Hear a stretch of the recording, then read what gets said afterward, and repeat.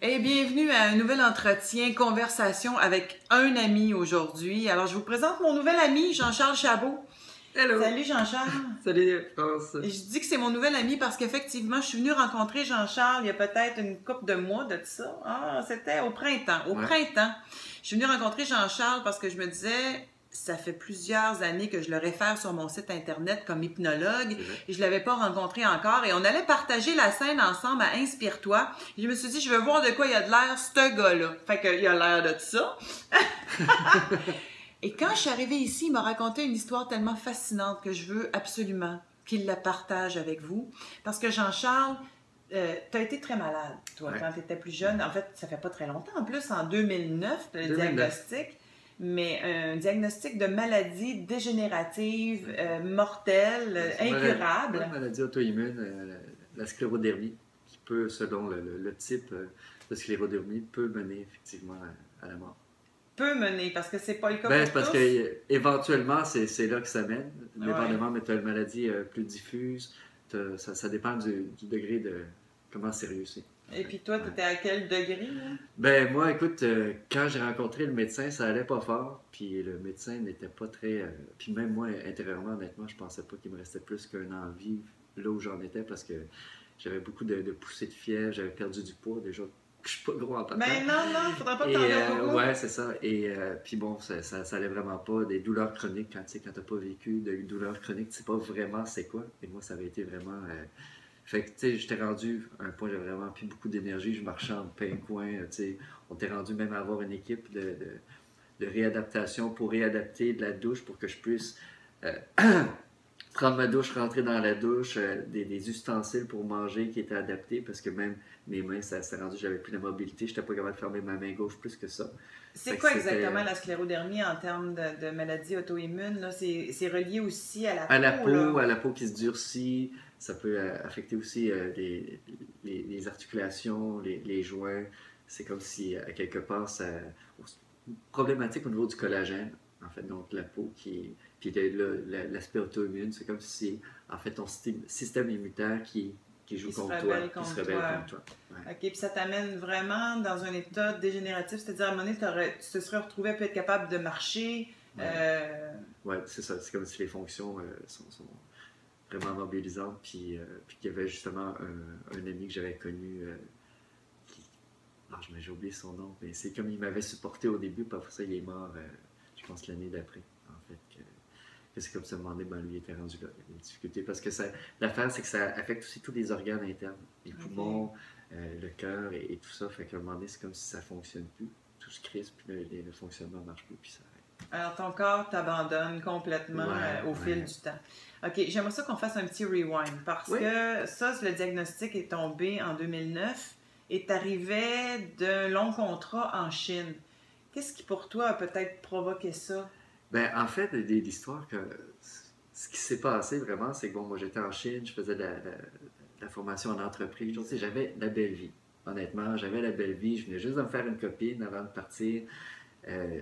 Je travaillais 17-20 heures semaine, je faisais ce que j'aimais, je voyageais, on m'envoyait des lieux super jolis, tu sais, j'étais là, la vie est belle. Et là, la vie ayant d'autres plans pour moi, elle me dit, j'avais donné, moi, parce qu'il faut renouveler notre visa quand on est là-bas, donc moi j'avais un agent qui était en charge de mon visa, et il a fait l'erreur, en fait, de ne pas le remettre à temps. Je vais chercher mon visa, il me restait 2 jours. 2 jours. Alors, tu t'es fait jeter dehors de la Chine. Littéralement. OK. Fait qu'il y a eu une espèce de choc émotionnel. C'est ça, dans le fond, qu'on essaie de comprendre. Tu as eu un gros choc. Tu t'es fait jeter dehors du pays où tu menais la belle vie. C'est ça, exactement. Et là, tu reviens ici au Québec devant rien. C'est ça. Fait que je reviens ici, donc transition non planifiée. Qu'est-ce que je fais de ma vie? Fait qu'il a tout fallu que je vende mes affaires, tout ça a été très très intense, très rapidement revenir ici. Bon, ça faisait presque 5 ans que j'étais en Chine. J'avais pas vraiment de réseau, je reviens chez mes parents en attendant. Et là j'ai vraiment ressenti en fait, tu sais, quand on n'a pas de job, l'identité sociale. Quand tu rencontres des gens, tu fais rien, t'es plus rien. Je sais, je l'ai vécu à 33 ans quand je suis tombée malade, puis je travaillais pour Jean-Luc Mongrain.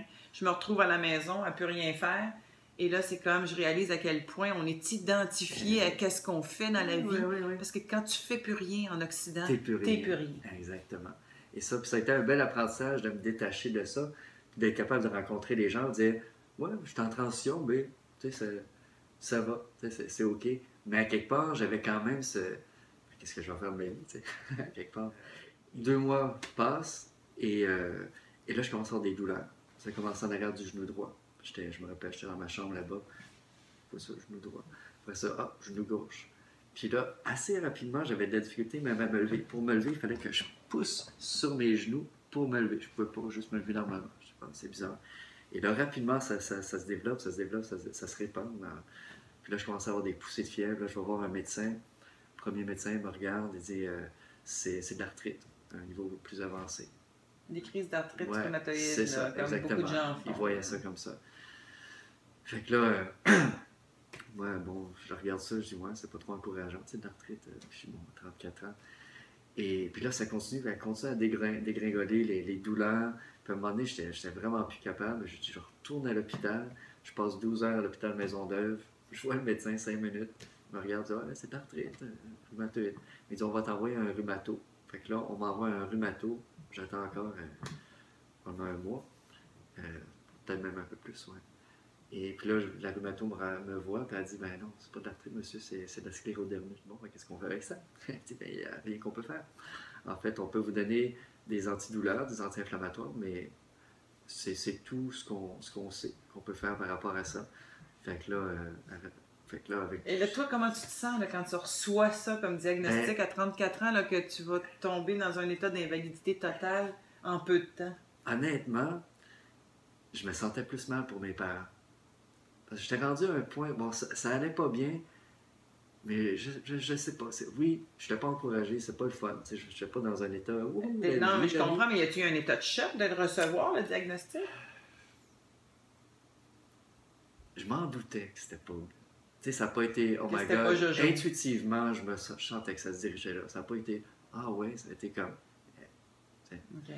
Fait que ça a été un peu ça parce que, bon, je veux dire, quand on le sent, quand ça va vraiment pas, puis ça bouge, puis ça s'amplifie, puis tu sais, tu as des douleurs chroniques, tu dors plus, ça va pas, tu le sens que ça va pas, puis que le corps, il s'en va pas dans la direction que on revient normal. Tu sais. Dans ma tête, j'ai pleuré. En fait, ça n'a pas été ce coup, ça a été par la suite. Je me rappelle, j'étais allé voir le film Avatar. Puis je regardais ça, puis je suis parti à pleurer dans le film parce que je rêvais donc dans le corps de quelqu'un qui est en santé. Ouais. J'étais là, moi je me sentais comme cette personne-là, mais je n'étais pas juste handicapé, j'allais crever. Puis je disais, waouh, toi t'es capable de courir, t'es capable de faire tout ce que tu veux. Puis j'ai pleuré à ce moment-là, ça avait été vraiment... C'est là que tu en as pris vraiment conscience. Ouais. OK, bien, on s'arrête là pour aujourd'hui, Jean-Charles, parce que je veux absolument la semaine prochaine que vous entendiez l'histoire extraordinaire de après le diagnostic, dans quel état Jean-Charles a réussi à amener son corps à un autre niveau. On va dire ça comme ça, parce qu'il y a un alchimiste qui existe à l'intérieur de chacun de nous. Vous l'avez vu avec mon amie Anne-Marie, et Jean-Charles est un alchimiste lui aussi. On l'est tous. On revient la semaine prochaine. Merci.